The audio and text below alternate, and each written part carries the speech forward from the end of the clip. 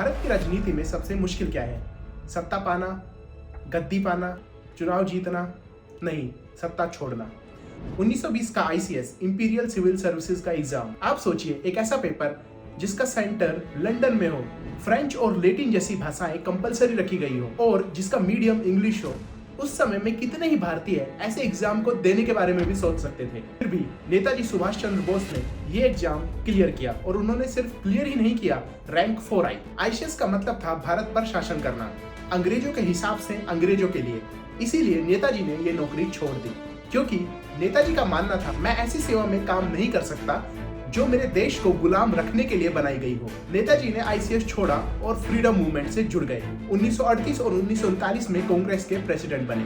मतलब इस समय उनके पास सत्ता थी, लोकप्रियता थी, लोग थे, ताकत थी, लेकिन उन्होंने इस्तीफा दे दिया क्योंकि कांग्रेस आजादी चाहती थी, लेकिन इंतजार के साथ, अंग्रेजों से समझौते के साथ। नेताजी कुर्सी नहीं छोड़ रहे थे, समझौते छोड़ रहे थे। दिनकर ने सही कहा है, क्षमा भोगती उस भुजंग को जिसके पास गरज हो। नेताजी के पास ताकत थी, इसीलिए उन्होंने कुर्सी छोड़ दी। और जब आजाद हिंद गवर्नमेंट बनी, आईएन ने खड़ी हुई, तभी भी उन्होंने जिम्मेदारी दूसरों को दी। नेताजी ने हरदम दूसरों को आगे रखा। आज की राजनीति एक करियर बन गई है, लेकिन नेताजी के लिए राजनीति सैक्रिफाइस थी। इसीलिए शायद नेताजी आज की राजनीति को पसंद न करते।